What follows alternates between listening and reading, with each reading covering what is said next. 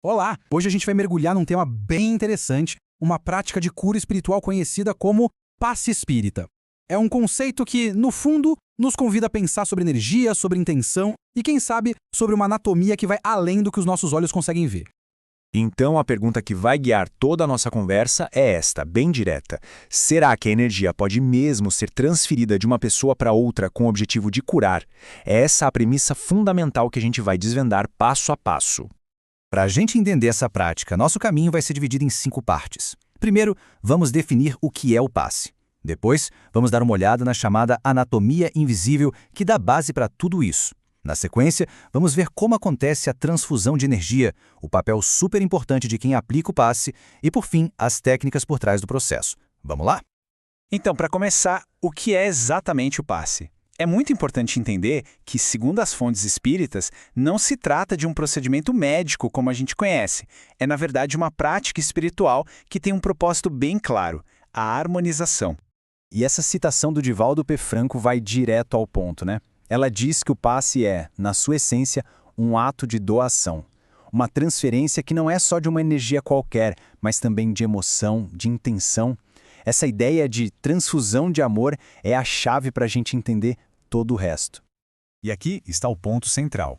O objetivo vai muito além de um sintoma físico. A prática busca uma harmonização completa, sabe? Atuando em 4 níveis. Reequilibrar o corpo físico, claro, mas também acalmar a mente, harmonizar o chamado corpo perispiritual, e calma que a gente já vai ver o que é isso, e por último, realinhar o espírito. É uma visão que pega o ser humano como um todo.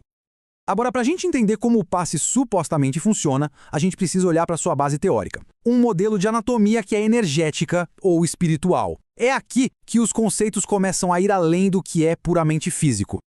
A base de toda essa teoria é o que se chama de fluido universal. A melhor forma de pensar nisso é como se fosse a matéria-prima do cosmos, sabe? A energia fundamental da qual tudo, absolutamente tudo no universo é feito, seja o que a gente vê ou o que a gente não vê. É o ponto de partida.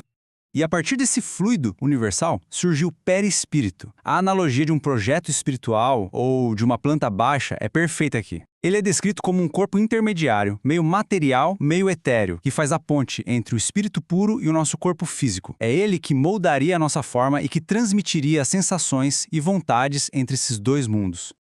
E o perispírito não é visto como algo parado, estático. Pelo contrário, ele teria propriedades bem dinâmicas. Como a gente vê aqui, ele pode se expandir com uma aura, pode se condensar a ponto de se tornar tangível, sua forma seria moldada pelo nosso pensamento e talvez o mais importante de tudo, ele funcionaria como um modelo que organiza o nosso corpo biológico. Certo. E para conectar esse corpo energético ao nosso corpo físico, a teoria apresenta os centros de força. Se o perispírito é o projeto, a gente pode pensar nos centros de força como se fossem os transformadores de energia, que distribuem essa força por todo o sistema. Este slide aqui mostra justamente essa conexão que é proposta entre o que não se vê e o que se vê. A teoria coloca esses centros energéticos em correspondência direta com pontos vitais do nosso corpo, como os plexos nervosos e as glândulas endócrinas que a gente vê no diagrama. A ideia é que esses centros regulam o fluxo de energia para os nossos sistemas físicos.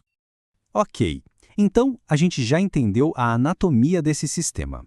Agora vamos ver a fisiologia dele em ação. Como essa energia, que é gerenciada pelos centros de força, é de fato transferida durante o passe. E aqui entra outro conceito fundamental, o fluido vital.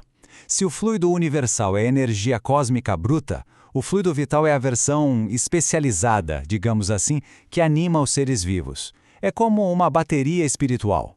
E a base do passe é que essa bateria pode ser compartilhada, que essa energia pode ser transferida de um para o outro. O processo, em si, pode ser dividido em 3 etapas bem simples de entender. Primeiro, a conexão. O praticante se liga mentalmente a uma fonte superior. Segundo, a canalização. Ele funciona como um canal, doando a sua própria energia vital e também canalizando energias do plano espiritual. E terceiro, a transferência. Essa energia toda, combinada, é direcionada com vontade e intenção para quem está recebendo, buscando restaurar a harmonia. Isso nos leva a um ponto que é absolutamente crucial, o papel de quem aplica o passe. Segundo a teoria, não é um processo mecânico, automático. O estado interior do praticante é considerado essencial para o resultado. E essa citação do Jacob Mello deixa isso bem claro. A qualidade da energia que é transferida estaria diretamente ligada ao estado mental, emocional e até moral do praticante. Ou seja, pensamentos negativos criariam uma energia desarmônica, enquanto a boa vontade e o amor produziriam uma energia, curativa. E essa tabela detalha bem essa ideia. A teoria sugere que existe uma ligação direta entre nossas ações e o estado dos centros de força.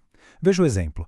Na primeira linha, ações mentais negativas, tipo fofoca, afetariam o centro frontal, gerando o que eles chamam de fluidos desarmônicos. Já na última linha, a comunicação, um bom conselho, um diálogo construtivo, isso impactaria positivamente o centro laríngeo, refinando a energia. É uma relação bem direta de causa e efeito. Bom, agora que a gente já entendeu a teoria e o papel de quem aplica o passe, como isso tudo funciona na prática? Quais são as técnicas que são usadas para transferir essa energia? Basicamente, existem duas categorias principais de técnicas. De um lado, os passes longitudinais. São movimentos lentos, de cima para baixo, com o objetivo de doar e distribuir energia boa, harmoniosa, pelo corpo de quem recebe. Do outro lado, em contraste, temos os passes dispersivos. Esses já são movimentos mais rápidos, feitos para limpar, para quebrar e remover o que é descrito como congestões ou bloqueios de energia parada, que seria prejudicial. Assim como essa imagem sugere, a ideia central é que a energia não é liberada de qualquer jeito. Ela é direcionada conscientemente pelas mãos e principalmente pela intenção do praticante. Os movimentos seguem padrões específicos para alcançar um efeito, seja um fluxo suave de doação ou uma dispersão mais forte para limpeza. E qual seria então o mecanismo da cura num nível mais profundo? A ideia, que vem lá de Allan Kardec, é a da substituição de uma molécula sã por uma molécula malsã. Só que aqui, molécula não é um termo químico, e sim energético. A energia que está desordenada seria substituída por uma energia ordenada, saudável, restaurando o padrão original de harmonia do corpo. Então, para a gente resumir o que vimos até aqui, o passe é uma prática de transferência intencional de energia. Ele se baseia numa estrutura teórica de uma anatomia energética que inclui o perispírito e os centros de força. Um ponto super importante é que a intenção e o estado interior de quem aplica são cruciais, e o objetivo final é sempre holístico, buscando a harmonia completa do indivíduo, corpo, mente e espírito. E a gente encerra com uma pergunta, mas para reflexão mesmo. Independentemente das crenças de cada um, explorar práticas como o passe nos faz pensar: e se a saúde e a cura envolverem dimensões que vão além daquilo que a gente pode medir fisicamente? O que isso mudaria na nossa forma de entender o bem-estar? Fica aí o pensamento. Obrigado por acompanhar esta análise.